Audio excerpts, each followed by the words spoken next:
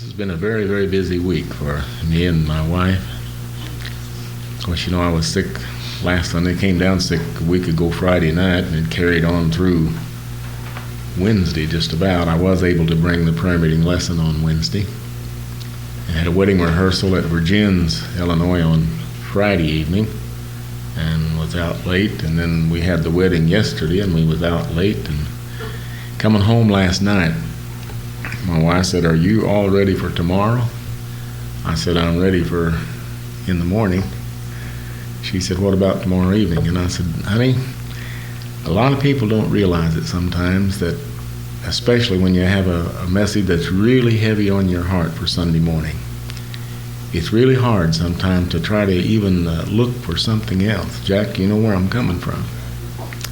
And I said, "Now, I don't really have any idea what I'm going to speak tomorrow night. I just know what God gave me for in the morning." And I preached about everything I had this morning. And Brother Gail, you know where I'm coming from. And I told her last night, I said, "Now after tomorrow morning's service, then I'll be able to focus a little more on tonight." And so I want to thank the Lord tonight. I certainly have not arrived, and I have not apprehended, but I have really been trying to acknowledge God and allow Him to direct my path. And there's times here of late when I can sense that He's doing that. And there's a peace about that I don't have to fret and stew and worry.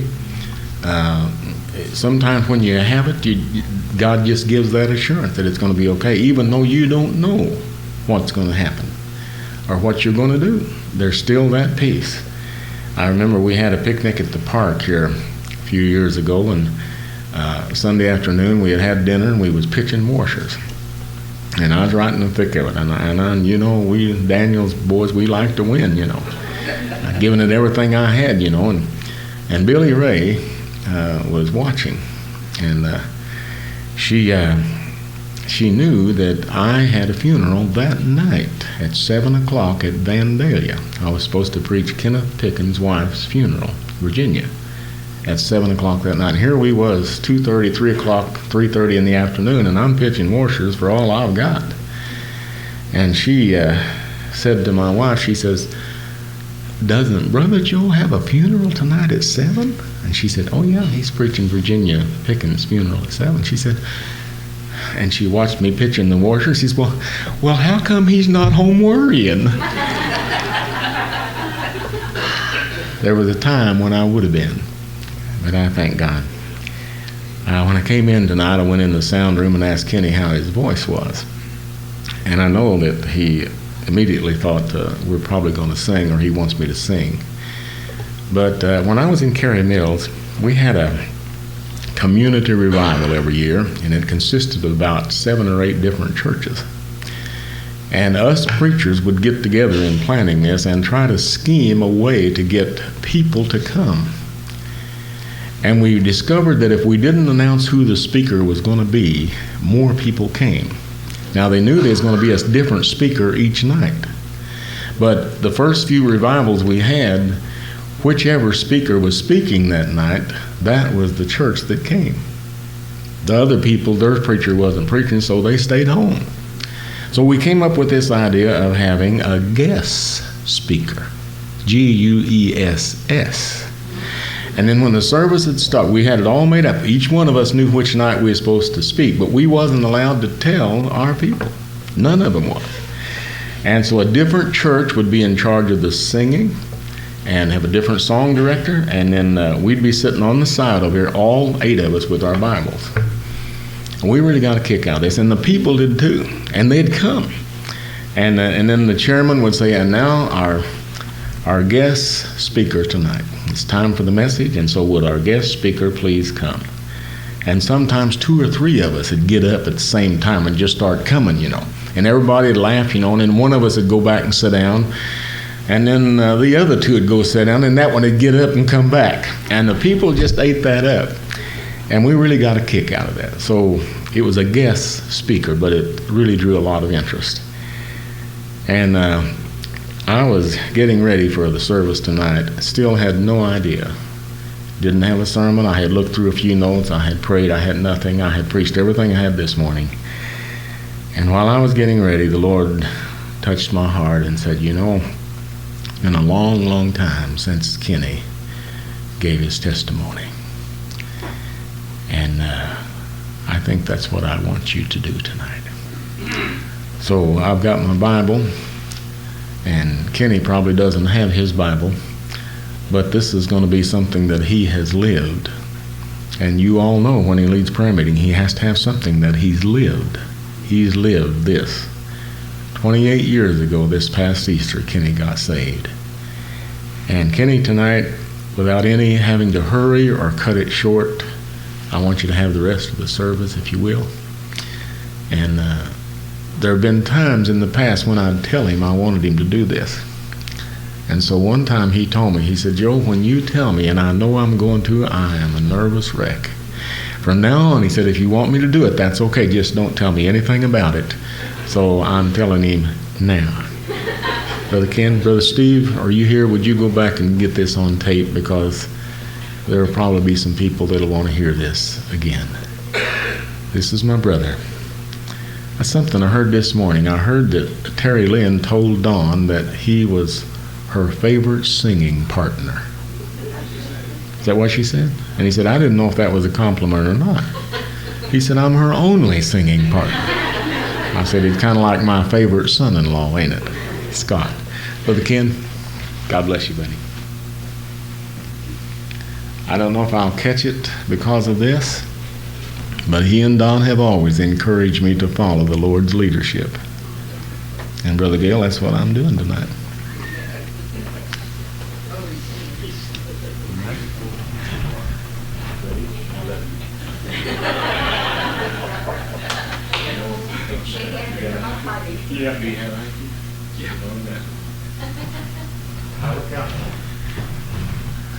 I sent Don after a glass of water. I didn't have time. Well, I know that Don has had it several times, and I knew my day was coming one of these days. Here, I'm going to let me get away with it. Just didn't know when. But he's right. When he come back in and said, how's your voice tonight? And I said, well, I never know till I open my mouth how it'll come out. It's been a long time since I've given my testimony. And as I start out, we talked about our mom and our dad and how we were raised and how many of you were raised in a Christian home. And I think that is one of the greatest heritages you can have. And being raised in a Christian home, I was subjected to my dad praying every night and listening to him pray as he went to bed. And going to church, being invited to church every time. And I guess I went to the altar probably. I was very tender-hearted when I was young. And I went to the altar several times and I don't think I ever did really get serious about it, Brother Jack. And it lasted about a week and I'd be back just like I was. And I got to be about 18 years old.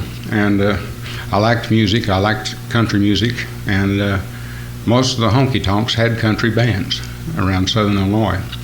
And I had a friend come to see me one day that I hadn't seen in a while, and he'd been already doing quite a bit of running around. He was in a band and everything, and hadn't seen him in a while, and he come and stopped, and we sat out in the yard and talked, and he said, how about let's go and get in a beer? And I said, well, okay. And so we went I remember we went to Ziegler to a place called Jimmy Marshall's. And we went in, and I had never tasted a beer. And I remember him telling the guy, give me a bud, you know. And I said, I'll just have the same thing he does. And so he set that up, and I took about one swallow and had to chew it. You know, just put that in my mouth. I thought, gosh, you mean they buy this and pay money for it? And I'd give anything if I'd asked for a Pepsi, but I was just doing it because it was kind of a peer pressure there. You know, I didn't want him to know that I hadn't ever done that. And I've said before that I remember that first drink very vividly, but I don't remember the second one. And I did acquire a taste for beer, and it to me was just as refreshing as anything. the bright lights had an allurement to me. I went out. I started just going out mostly to hear the bands, and got to where some of them knew I sang, and they'd ask me sometime to get up. Would you get up and sing a song? And I was too bashful to even get up and sing a song. And but as time went on, why, I didn't realize it, but I'd got to where I was drinking just a little bit more and a little bit more. And the first night I did this, why, a band that played there, it was one of my favorite bands, they come up and asked me early, said, how about getting up and singing tonight? And I said, I just haven't got the nerve. And about 10:30, they come around and said, you sure you're not going to sing? And I said, yeah, I'll sing. What do you want me to sing? You know. So I got up there and sang and actually went over, you know. And so they got to where every time I'd come in the door after that, they'd say, hey, how about singing? I'd say, not yet. I was too scared to be in front of the public. And of course, everything's pretty well low lights and everything in there, and you're not looking at anybody like you are here. And but time went on. I got drafted and went in the Army during the Korean conflict, and there just wasn't much to do when you was off duty. And so it got to where when us guys would get off, we'd go to town, and the only thing we know to do out there, I had one big guy there that was studying to be a concert pianist, and he'd go to the library and stuff like that. Well, that had no interest to me. And the guys I hung out with, they was already pretty well hard-nosed drinkers, even at 20 years old. So I got hanging out with them, and we'd go to the places where they had the country music and everything. And I got to where I drank heavily, and I got to where when I went to town, some people would say, well, I'm going to go to town to have a beer. Well, for me, I knew I was going to town to get drunk. And I got to where I like to be drunk. That's just all there was to it. And there's just no feeling, you go from a wimpy little bashful guy to Captain Marvel or something like that. And it'll get you into trouble if you don't watch it.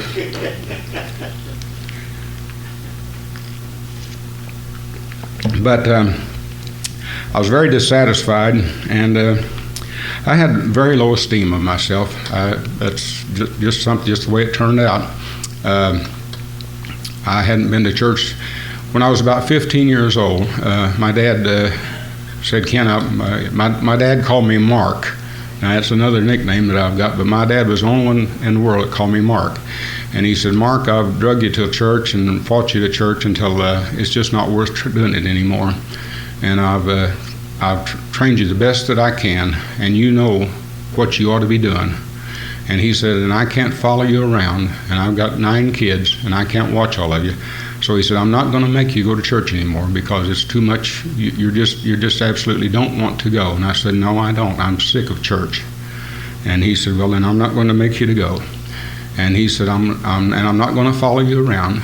But he said, I want you to know this. If you get in trouble, and if it's not your fault, I'll be there for you. And if you get in trouble and it is your fault, you'll pay the price. And that's my warning to you. And I said, that's fair enough. And so, like I say, as things went on, I started hitting the honky tonks. Back then, they wasn't real strict on age, and if you had a quarter to put on a bar, you could buy a drink.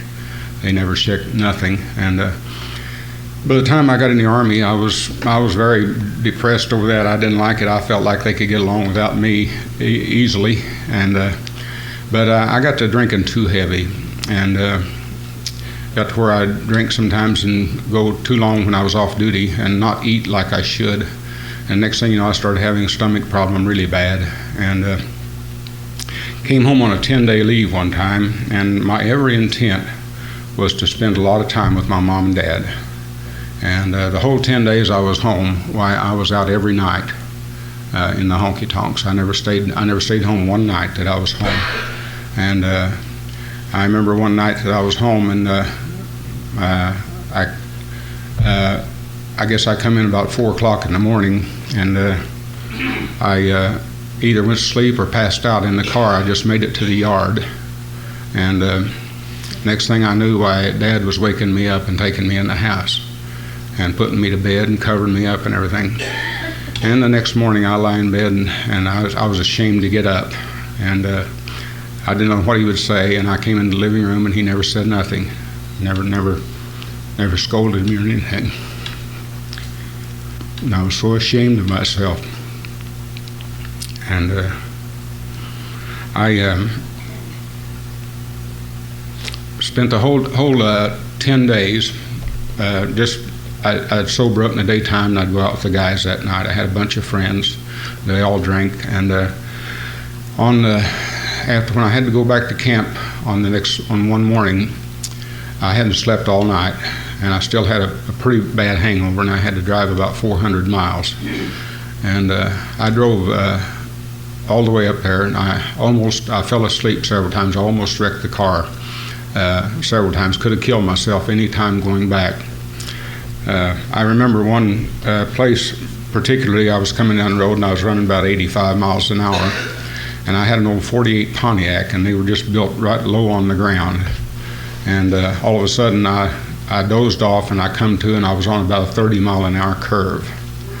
And there was an old gentleman standing there beside the curve. I remember this to this day, smoking a pipe, standing off to the side of it.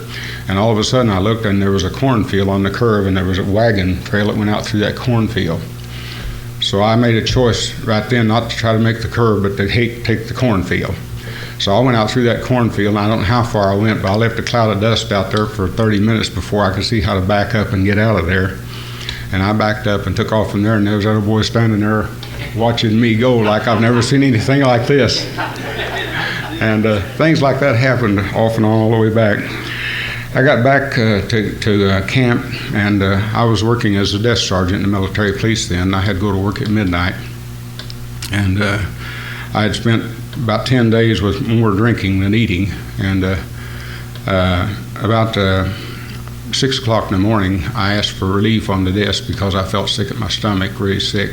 And I knew it wasn't what I'd usually felt. I just felt faint, and I just thought, boy, something's really wrong with me. And so I asked for some relief on the desk, and I went over, and I had to go to the, I know it's maybe graphic, but I had to go to the bathroom. And as I was going to the bathroom, I just felt the life's blood draining out of me.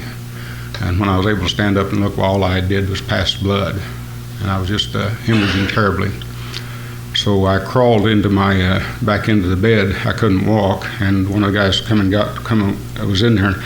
I told him to go get the first sergeant. I said, there's something bad wrong with me. And he come over, and they loaded me up in a military police vehicle and took me to the St. Mary's Hospital in Cincinnati, Ohio.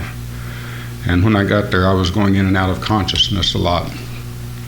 And they told me they thought I had a bleeding ulcer, and they was going to try to get it fixed. And they was trying to take x-rays and give me barium, but I just kept hemorrhaging. I couldn't keep anything down. When I take the barium, I'd throw it up.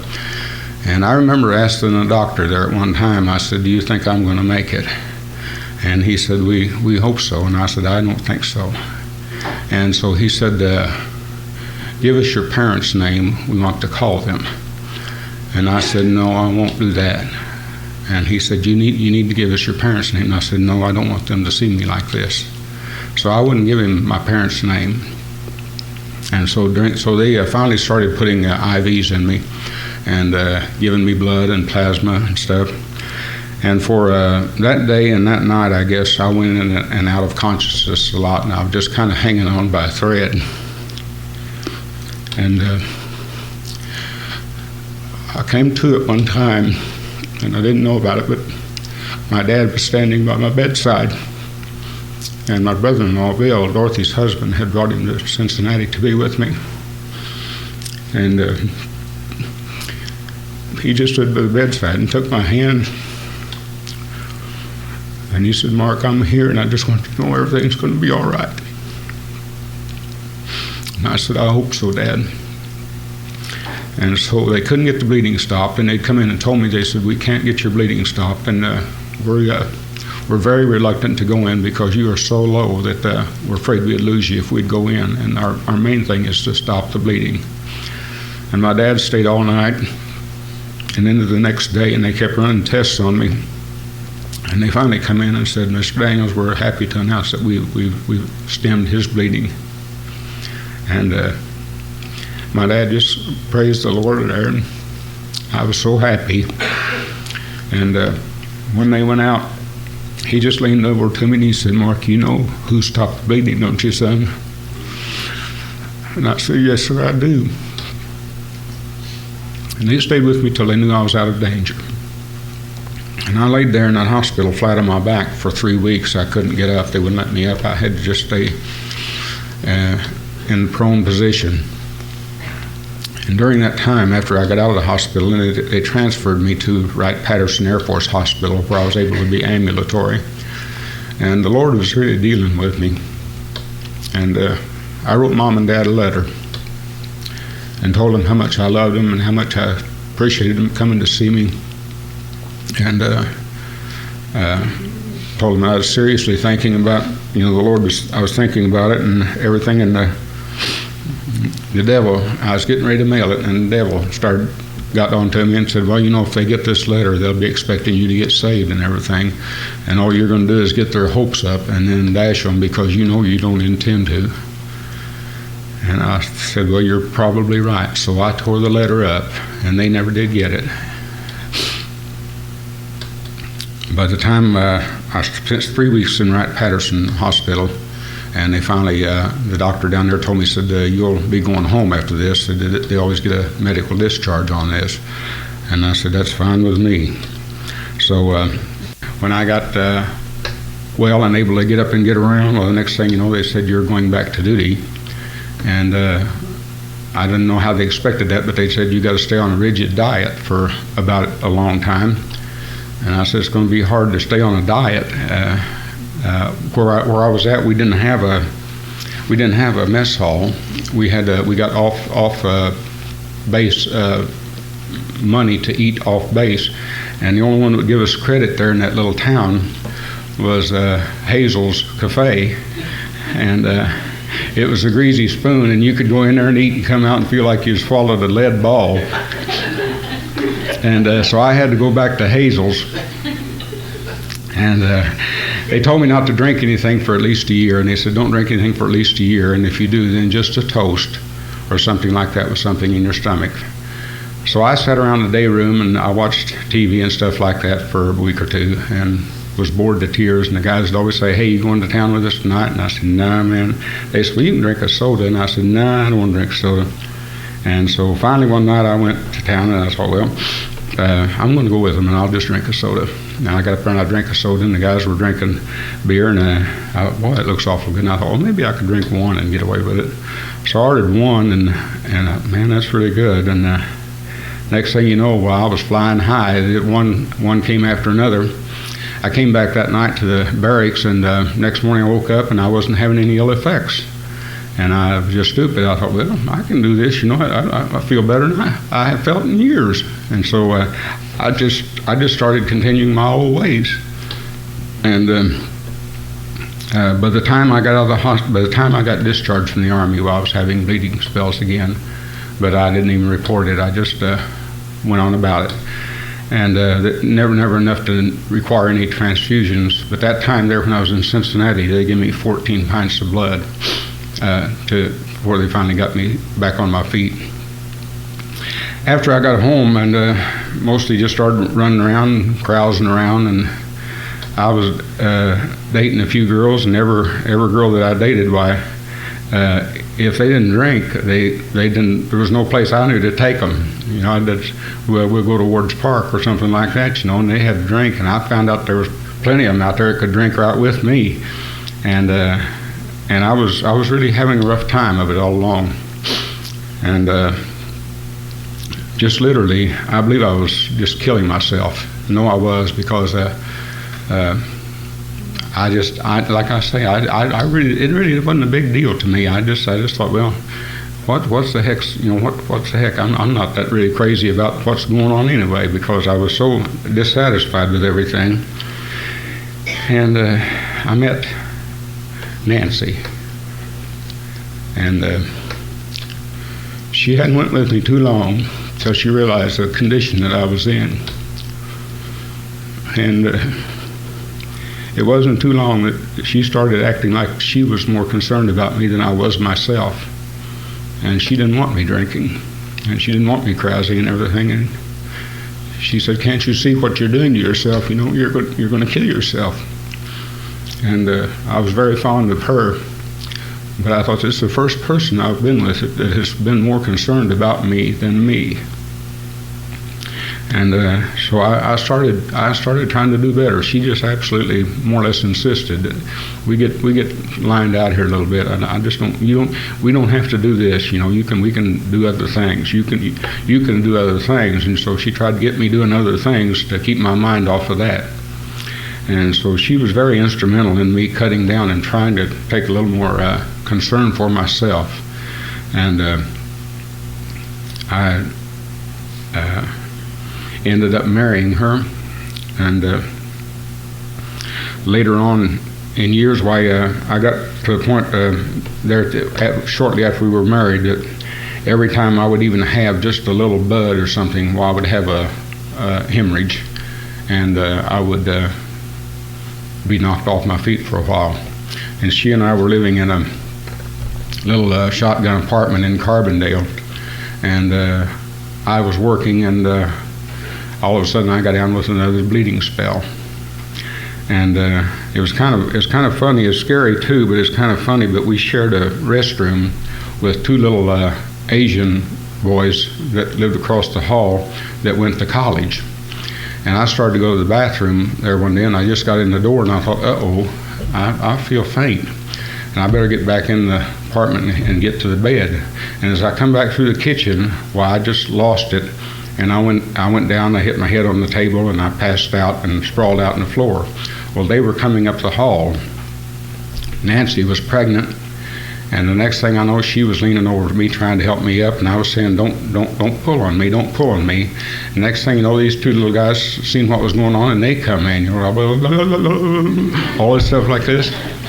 And they got around me, and they couldn't even sit me up. They'd pull on me, and then they'd jabber at each other for a while, and then they'd pull on me, and I said, just let me lay here. I'll get the strength pretty soon to crawl to the bed. And we were down, I think, to a can of chicken noodle soup maybe, and Joe come in, my brother Joe come in and said, Mom and Dad want you to come home. And I said, I'm ready to go. And so we went up and stayed with my mom and dad for a while. And later on, all through the time that we were married, I kept having recurrences of these bleeding spells, sometimes either whether I drink or not, because I got to the point where I didn't drink. I was scared to drink.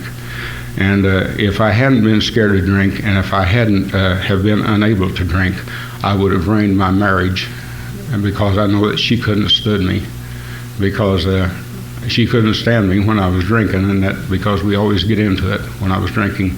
And I've thanked the Lord for it 1,000 times ever since then that I wasn't able to do it, because I said, Lord, I would have ruined my marriage.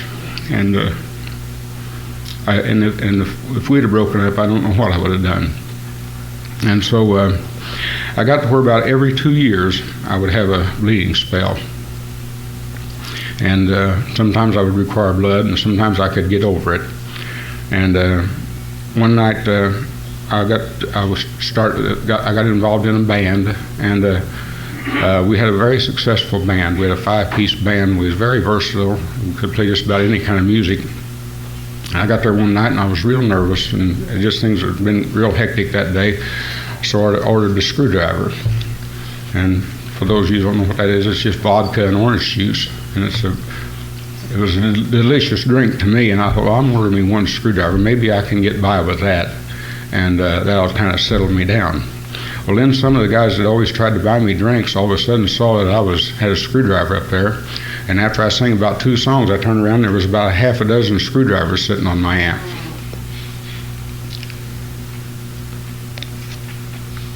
I thought, well, I'll try one more. I tried about all of them. And by morning, I was hemorrhaging again and had to take me to the hospital. And I was in the intensive care ward in Memorial Hospital in Carbondale. And in shock and going to from consciousness and unconsciousness. And the thing that was going through my mind was that your dad won't be here this time. And I thought, yeah, that's right. And I came to one time, and this fella here was standing beside my bed. And Brother Joe, And he said, Lefty, they wouldn't let me in at first, even though I told them that I was your brother.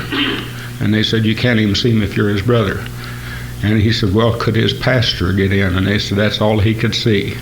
And he said, well, then I'm his pastor. I'm a minister. So he said, they've let me in to see you under my pastorate. And he said, I want to have prayer for you. And I said, well, I need something, Joe. And my veins wouldn't take blood. My veins had collapsed, and they did cut-downs on me and run tubes in me to run the blood in. And he said, I'm going to pray for you, even if they throw me out of here. And so Joe prayed for me. And lo and behold, the Lord brought me out again. And then I went back to the same thing. I went back to playing in the nightclubs, kept my band going and everything. And I told Nancy, I said, I'll play as long as it's fun, and when it gets to be work or it's not fun, then I'll quit. And actually, I brought the money home. I brought it home to supplement our income for our livelihood. We needed it.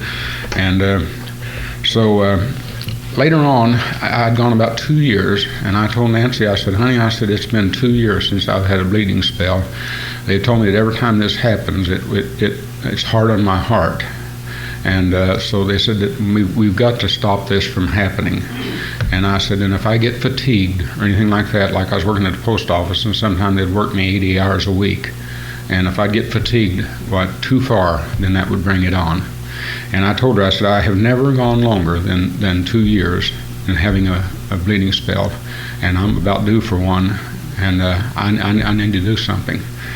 And so within the next, I would say within the next week or so, I talked with guys, and I don't remember how the conversation come up with each and every one of them, but I was in a music store one day, and one guy was in there telling about he had ulcer surgery.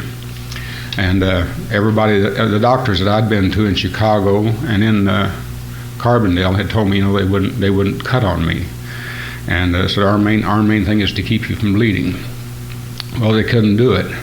And so this one guy was telling me, well, this surgeon is so-and-so, he's fixed me up, and I'm just doing great and everything. And I was real inquisitive about it, and I started talking to him. And I'd say within about a week, this happened to me about 5 times, and it was the same surgeon. So I told Nancy, I said, I'm going to go see this surgeon and see if he'll do surgery on me.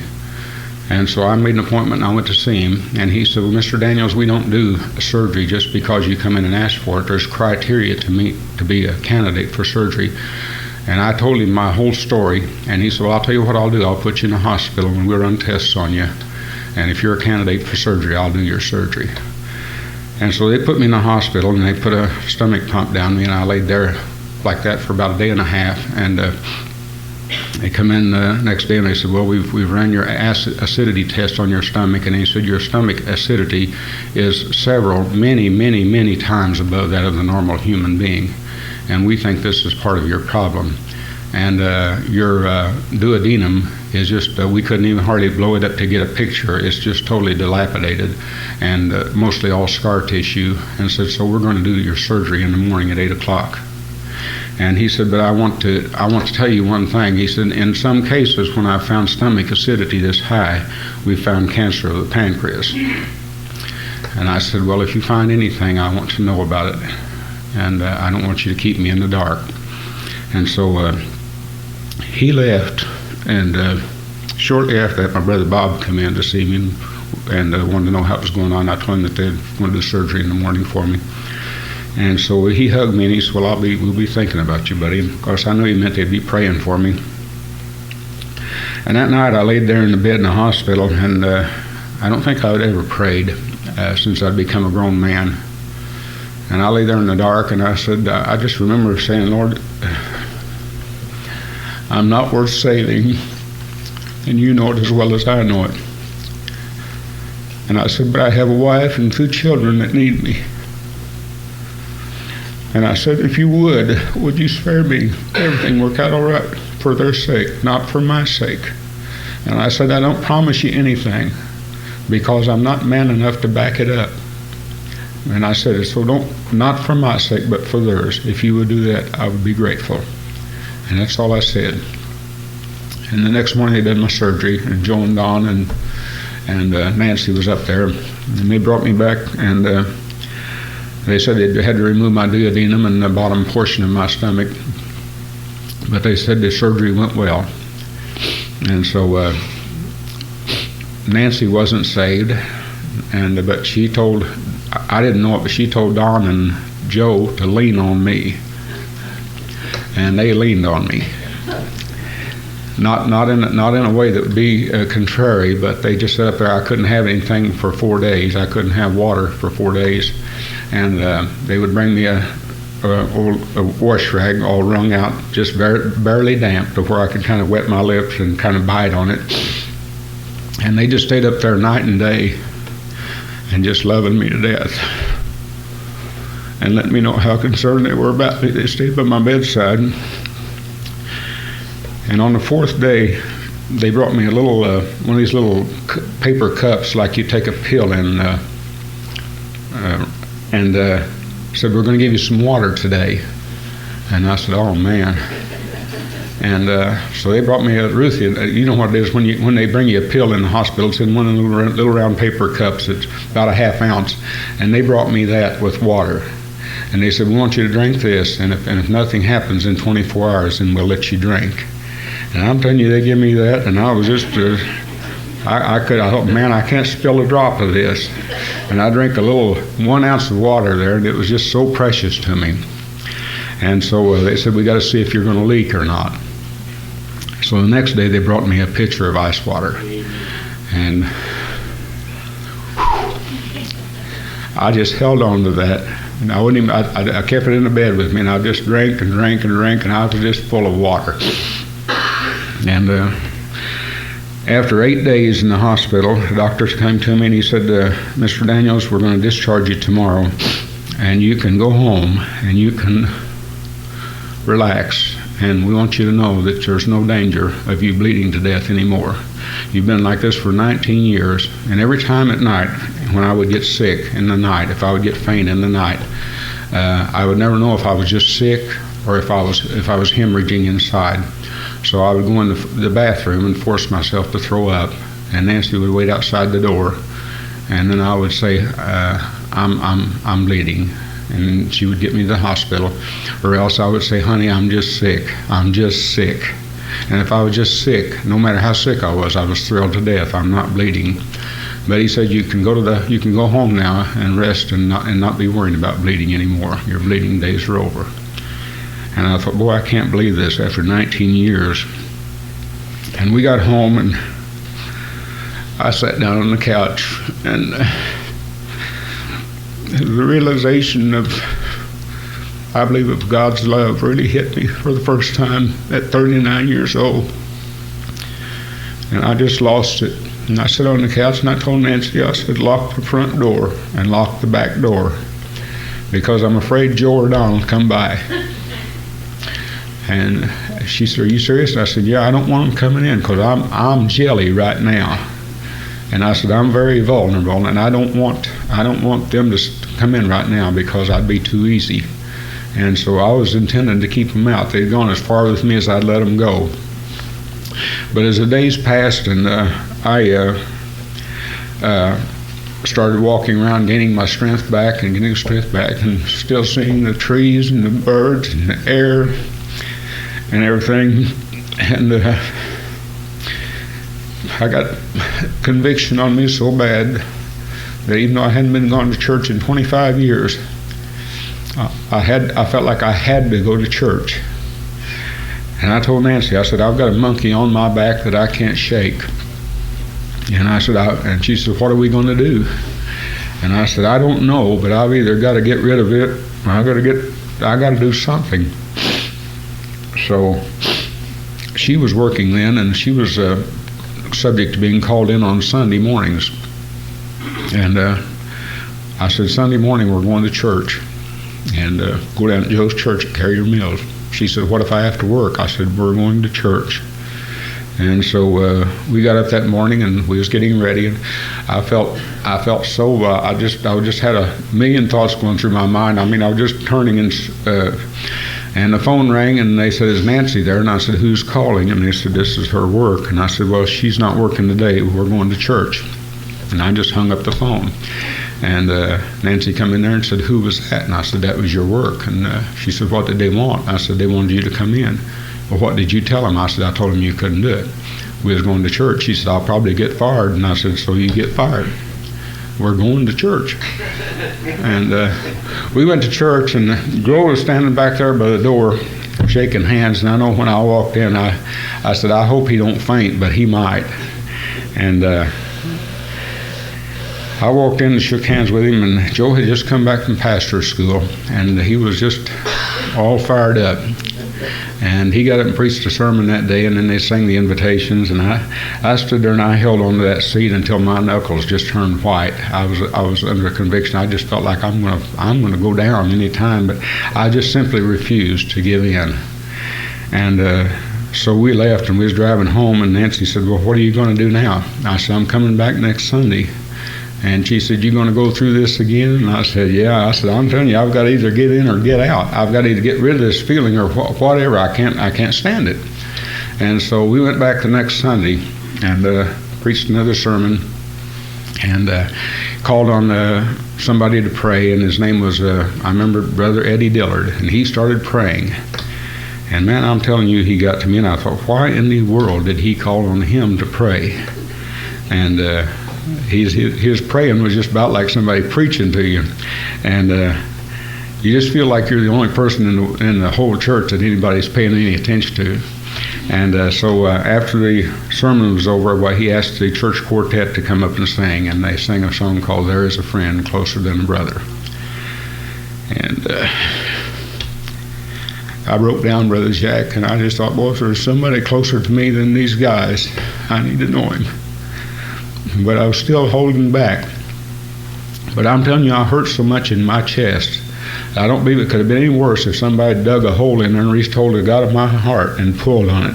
It was that strong. And I thought, I believe if I don't go, I'm going to go to my knees. I can't stand this. And I thought, maybe if I'll slide one foot out, maybe the other one will follow. And so I slid a foot out, and I made my way to the altar. And I was down there, and Joe came down to pray with me. And I really felt like I had gone too far, and I felt like God wouldn't save me, and I was having a hard time getting satisfied. And the next thing you know, Nancy was down there, and she was pounding on my back there at the altar, and she was saying, "Stay down here till you get saved. Stay down here till you get saved." And I said, "I'm trying to get saved." And so I finally, I never did feel like I prayed through, but I finally thought, I've done all I know to do. And I backed up and I told Joe, I said, "Well, I'll tell you one thing. Whether he forgives me or not, or whether he accepts me or not, from this moment forth, I'll serve the Lord." And just then, boy, it just felt like a weight was lifted off of me, like Don said, the refrigerator was taken off his back, and I was lifted off. Amen. And I got up and we drove home, and I turned around and I said, "Where's Nancy at?" And said, "She's over here. She's already saved. She's waiting on you." Well, I didn't know it, but Brother Hill was there, and he was a retired Church of God minister, and they said that he just asked her while she was pounding on me, and he said, "Sister, are you saved?" And she said, "No, but I want him to get saved." And so we drove home, and I said, we was laughing and crying, and I said, I think the only time we was on the road was when we was crossing it, back and forth, really and truly. And I was so thankful to the Lord for saving me, and I knew I'd been saved. And I thought, well, it's too far to go down to Joe's church. I'll find another church to go to that's closer. And for the first time in my life, I started praying and asking the Lord to lead us to a church. And it seemed to me like very shortly after I got saved, that while I was praying one night, that he impressed me. And I told him I had regretted that I didn't do this earlier, so that I could have supported my father in his ministry with my music and everything like that. And I really regretted that. And it seemed like he impressed me. Your brother Joe is following his footsteps. And I said, "Yeah, but that's a long way to drive." And just seemed like this impression. And it said, "Well, you've driven all over the country for the devil. Couldn't you drive a few miles for me?" And I said, "Yes, sir, I sure could." So we made our Carrier Mills, our church, our home for the next 20 years until Joe resigned and came up here. And And the Lord, we just followed him over here. We came in very tentatively, and somebody said, well, if you get Brother Daniels, you get the whole family. I said, well, that's not necessarily so. And it wasn't necessarily so. It could have been that you just got him and Doris if it hadn't been for the people that you were. But after coming and sensing your love and your spirit and your acceptance spirit so much that we just fell in love with you. And you were just so great to us and loved us so much. And that's why you got us. It was just of yourselves. You loved us to death and you won us over. And I'm so thankful to stand here tonight and say that she and I are still in the fight. And I thank the Lord for saving us, and I thank the Lord for sparing my life. I never thought in my life that I would live this long. I thought I would die at an early age and be out of the way of everybody. And I'm so happy. I can't believe I'm 68 years old. I told Joe when I was a kid I had stomach trouble all the time, and I told Joe, I said, if I make it to 30, it'll be a miracle. And I really did. I was really serious. I said, he said, you mean to tell me you think you'll only live to 30? I said, if I make it that far, I think I'll be lucky. And here I am, an old man, and tickled to death about it, because there isn't but one other option. Thank you for putting up with me. That's my testimony. And I appreciate you all and love you all so much. I still anticipate Brother Joe's sermon. After all these years, I still anticipate every sermon that he preaches, and still behind him, and I still anticipate every service here. And I'll tell you, it gets pretty thick back in that little cubby hole once in a while. And I can just kind of have myself a time and get up and walk around back there. And I love it. I love you all, and I love the Lord. Thank you.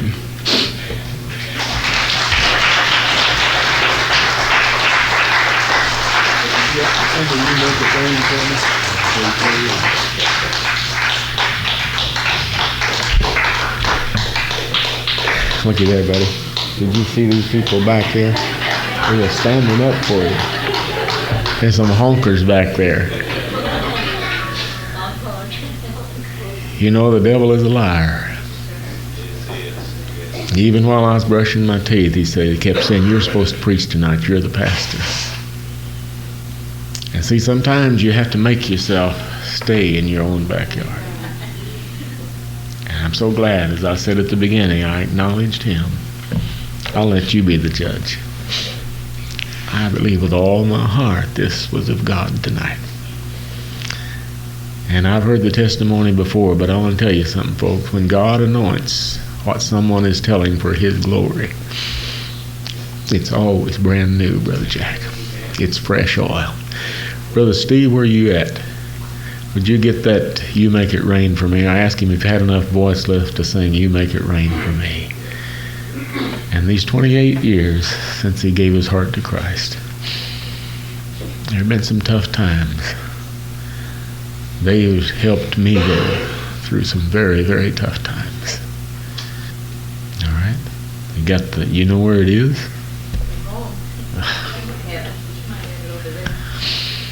Brother Steve, did you find that? If it's here, I'm game, but I want to hear him sing this too, okay? And if you can find it, well, that's all right after he sings. Nancy said I always make myself sound worse than I was, but that's why she says you always make yourself sound worse than you was. You wasn't that bad, but I don't know. I think she's got a bad memory in that area. I know it.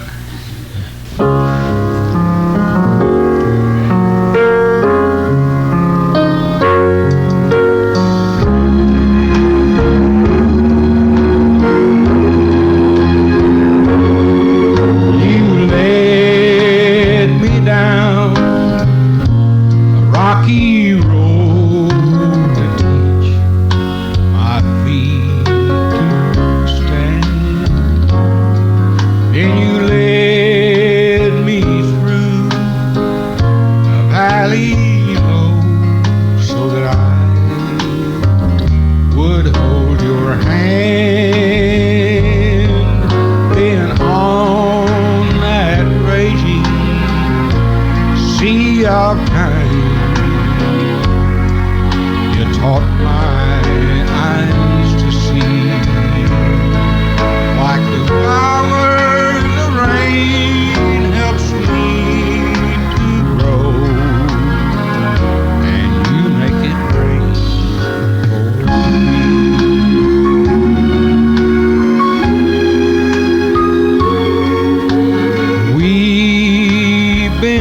walking many, many miles, and you have never failed.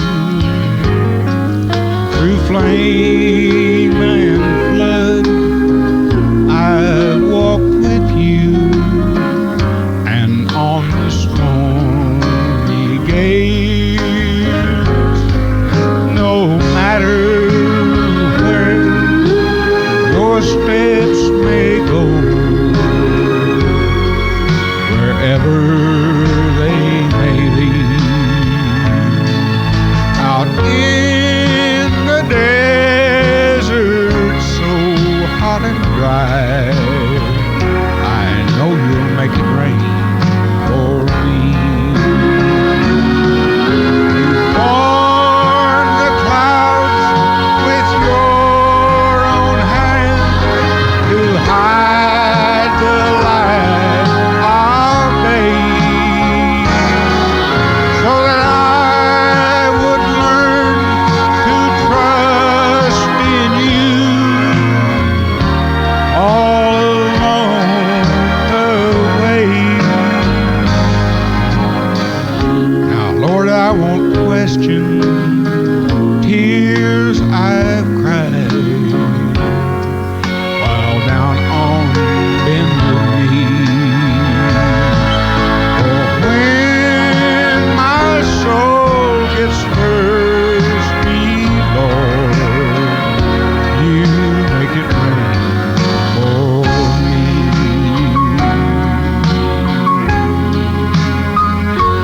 You make it rain.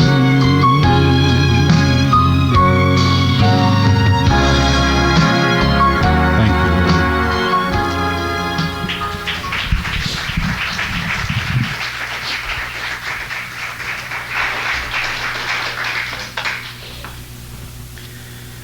I'll tell you what, Merle, do you think you know enough of it, we know enough of it, to just sing it without any music, a cappella?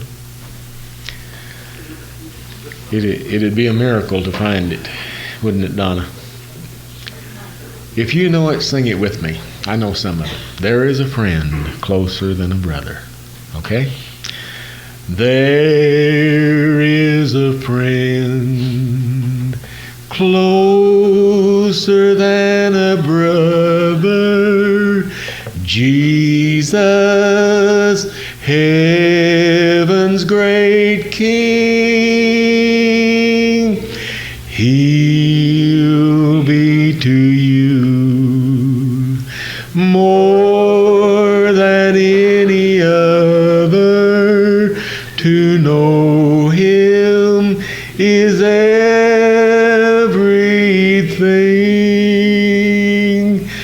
Friends of this world may leave you, turn you away, and grieve you. There is a friend closer than a brother. To know him is everything.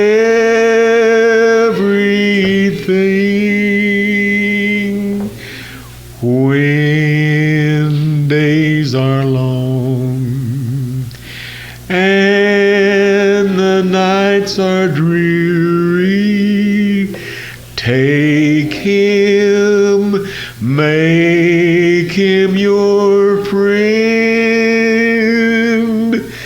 Don't be afraid, though you're tired and weary, he'll keep you from now till the end.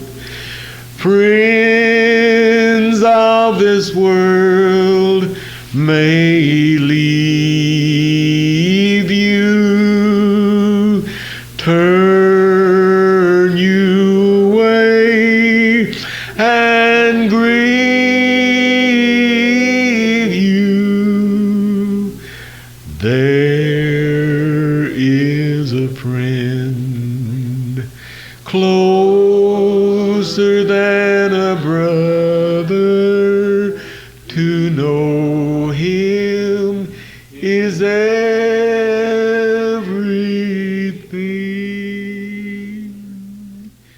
Well, praise the Lord.